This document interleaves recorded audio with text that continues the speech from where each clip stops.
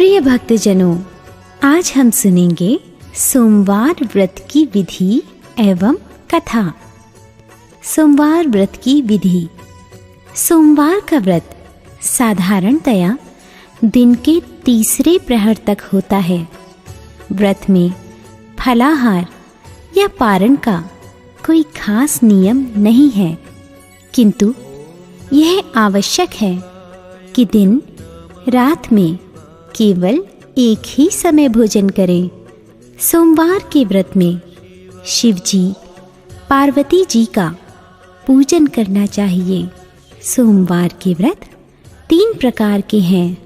साधारण प्रति सोमवार, सौम्य प्रदोष और 16 सोमवार। विधि तीनों की एक ही जैसी है। शिव पूजन के पश्चात कथा सुननी चाहिए। प्रदोष व्रत 16 सोमवार। कथा तीनों की अलग अलग हैं, जो आगे लिखी गई हैं। सोमवार व्रत कथा। एक बहुत धनवान साहूकार था, जिसके घर धन आदि किसी प्रकार की कमी नहीं थी, परंतु उसको एक दुख था कि उसके कोई पुत्र नहीं था। वह इसी चिंता में रात दिन रहता था। वह पुत्र की कामना के लिए प्रति सोमवार को शिव जी का व्रत और पूजन किया करता था तथा सायंकाल को शिव मंदिर में जाकर शिव जी के श्री विग्रह के सामने दीपक जलाया करता था। उसके इस भक्ति भाव को देखकर एक समय श्री पार्वती जी ने शिवजी महाराज से कहा कि हे प्रभु, यह साहूकार आपका अनन्य भक्त है और सदैव आपका व्रत और पूजन बड़ी श्रद्धा से करता है। इसकी मनोकामना पूर्ण करनी चाहिए। शिवजी ने कहा, हे पार्वती, यह संसार कर्म क्षेत्र है। जैसे किसान खेत में जैसा बीज बोता है वैसा ही फल काटता है, उसी तरह इस संसार में जैसा कर्म करते हैं वैसा ही फल भोगते हैं।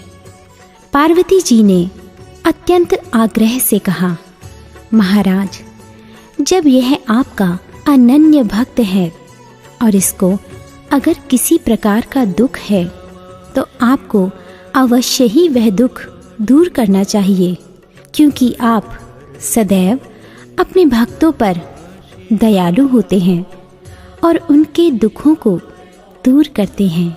यदि आप ऐसा नहीं करेंगे तो मनुष्य आपकी सेवा तथा व्रत क्यों करेंगे? पार्वती जी का ऐसा आग्रह देख शिवजी महाराज कहने लगे, हे पार्वती, इसके कोई पुत्र नहीं है। इसी चिंता में यह अति दुखी रहता है। इसके भाग्य में पुत्र ना होने पर भी मैं इसे पुत्र की प्राप्ति का वर देता हूँ, परंतु यह पुत्र केवल 12 वर्ष तक जीवित रहेगा।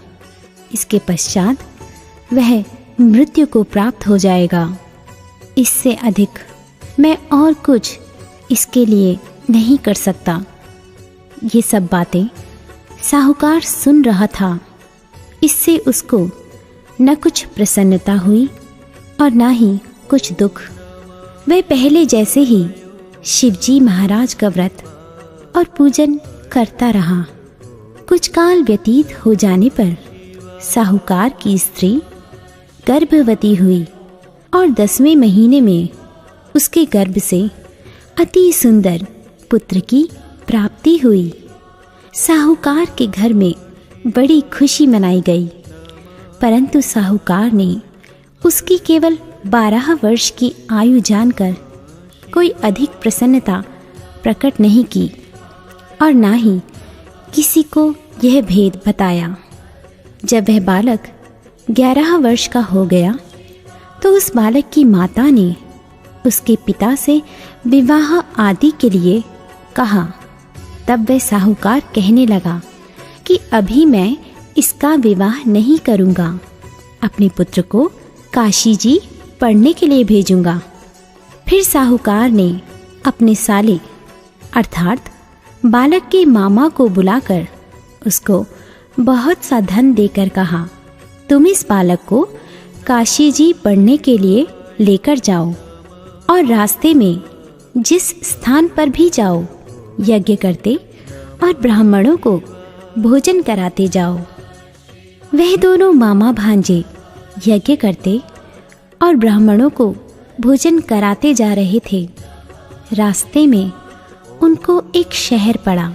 उस शहर में राजा की कन्या का विवाह था और दूसरे राजा का लड़का जो विवाह कराने के लिए बारात लेकर आया था वह एक आंख से काना था। उसके पिता को इस बात की बड़ी चिंता थी कि कहीं वर को देख कन्या के माता पिता विवाह में किसी प्रकार की अड़चन पैदा न कर दें। इस कारण जब उसने अति सुंदर सेठ के लड़के को देखा तो मन में विचार किया कि क्यों ना दरवाजे के समय इस लड़के से वर का काम चलाया जाए। ऐसा विचार कर वर के पिता ने उस लड़के और मामा से बात की तो वे राजी हो गए। फिर उस लड़के को वर के कपड़े पहनाकर तथा घोड़ी पर चढ़ा दरवाजे पर ले गए और सब कार्य प्रसन्नता से पूर्ण हो गया। फिर वर के पिता ने सोचा कि यदि विवाह कार्य भी इसी लड़के से करा लिया जाए तो क्या बुराई है।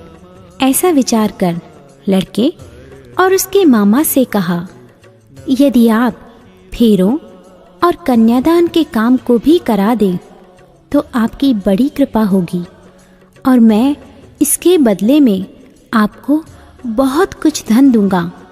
तो उन्होंने स्वीकार कर लिया और विवाह कार्य भी बहुत अच्छी तरह से संपन्न हो गया। परंतु जिस समय लड़का जाने लगा तो उसने राजकुमारी की चुंदड़ी के पल्ले पर लिख दिया कि तेरा विवाह तो मेरे साथ हुआ है, परंतु जिस राजकुमार के साथ तुझको भेजेंगे वह एक आंख से काना है और मैं काशी जी पढ़ने जा रहा हूँ। लड़की के जाने के पश्चात उस राजकुमारी ने जब अपनी चुंदड़ी पर ऐसा लिखा हुआ पाया तो उसने राजकुमार के साथ जाने से मना कर दिया और कहा कि यह मेरा पति नहीं है, मेरा विवाह इसके साथ नहीं हुआ है, वह तो काशी जी पढ़ने गया है। राजकुमारी के माता पिता ने अपनी कन्या को विदा नहीं किया और बारात वापस चली गई। उधर सेठ का लड़का और उसका मामा काशी जी पहुंच गए। वहां जाकर उन्होंने यज्ञ करना और लड़के ने पढ़ना शुरू कर दिया। जब लड़के की आयु 12 साल की हो गई उस दिन उन्होंने यज्ञ रचा रखा था कि लड़के ने अपने मामा से कहा, मामा जी आज मेरी तबीयत कुछ ठीक नहीं है। मामा ने कहा, अंदर जाकर सो जाओ। लड़का अंदर जाकर सो गया और थोड़ी देर में ही उसके प्राण निकल गए। जब उसके मामा ने देखा कि वह बालक मुर्दा पड़ा है तो उसको बहुत दुख हुआ और उसने सोचा कि अगर मैं अभी रोना पीटना मचा दूं तो यज्ञ का कार्य अधूरा रह जाएगा। अतः उसने जल्दी से यज्ञ का कार्य संपन्न कर ब्राह्मणों के जाने के बाद रोना पीटना आरंभ कर दिया। संयोगवश उसी समय शिव पार्वती जी उधर से जा रहे थे।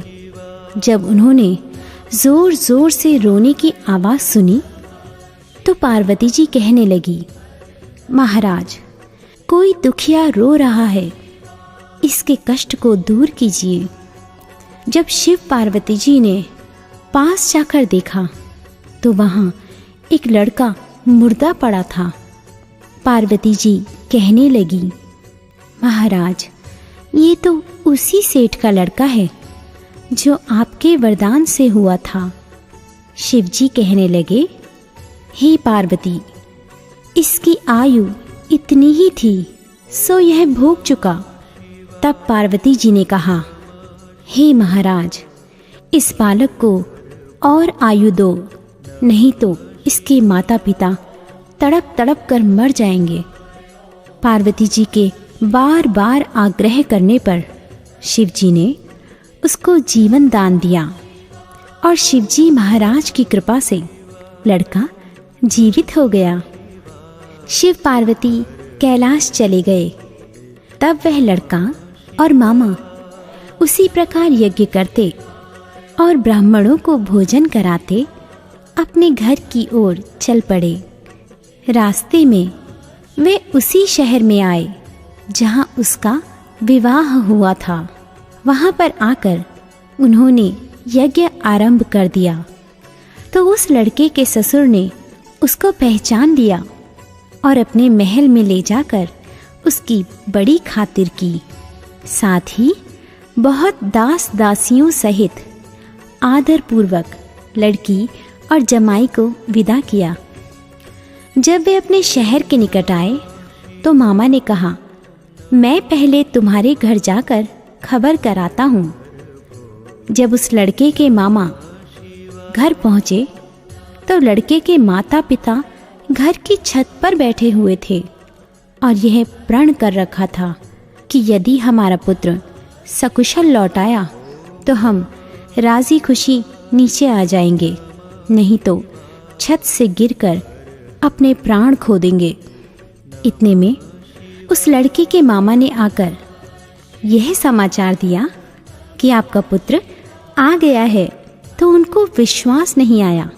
तब उसके मामा ने शपथ पूर्वक कहा कि आपका पुत्र अपनी स्त्री के साथ बहुत सारा धन लेकर आया है।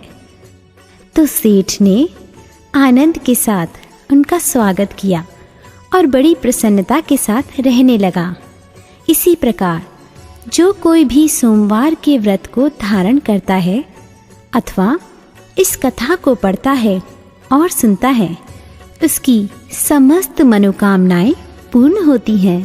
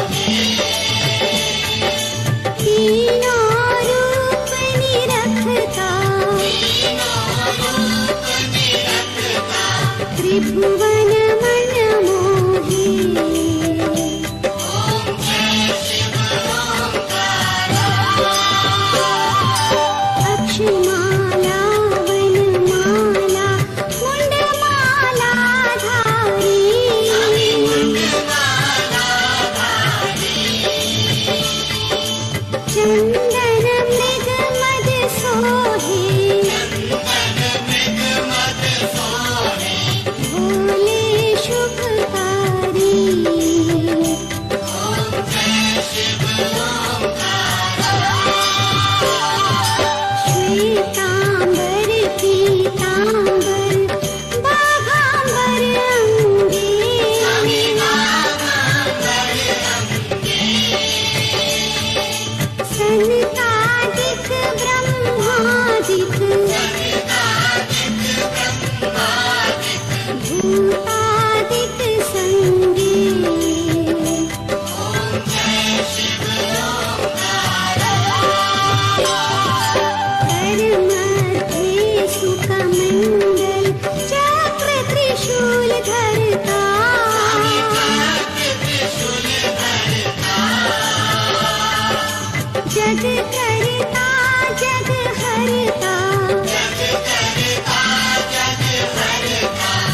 दूध पा